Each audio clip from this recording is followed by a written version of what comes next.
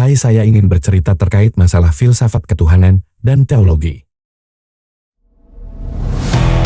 Ruang milenial.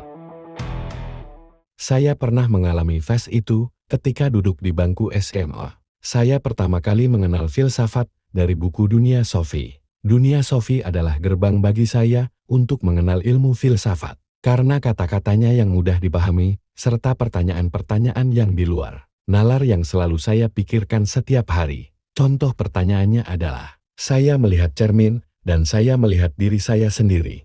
Di situ saya berpikir, saya berkenalan dengan orang lain dengan cara "Hai, nama saya Lutfi Sarta.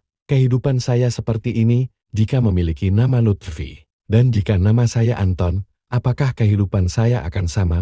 Setelah itu, saya makin tertarik dengan filsafat, dan mulai saya membaca buku yang berat seperti Beyond Good and Evil Friedrich Nietzsche, Das Kapital Karl Marx, The Wealth of Nations Adam Smith, dan lain-lain. Dan karena saya berkuliah di Perancis, otomatis saya harus mempelajari tentang filsafat negara itu.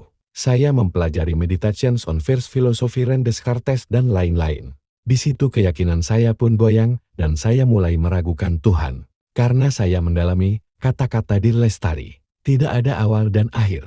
Tidak ada sebab dan akibat. Tidak ada ruang dan waktu. Yang ada hanyalah ada. Sekitar 2 tahunan saya meragukan Tuhan, dan dulu menurut saya, agama adalah candu masyarakat. Karena agama masyarakat bisa menerima ketidakadilan, kepasrahan, dan keikhlasan. Sebenarnya saya ingin banyak mengutip pikiran saya saat itu di tulisan ini, tapi saya takut itu akan menjerumuskan karena banyak hal yang ingin saya katakan dan mungkin sangat berbahaya jika dikatakan dan merubah pola pikir. Titik balik. Setelah membaca buku ini, saya berpikir tentang kehampaan yang sesungguhnya. Filsafat banyak menyinggung soal atom, elektron serta zat.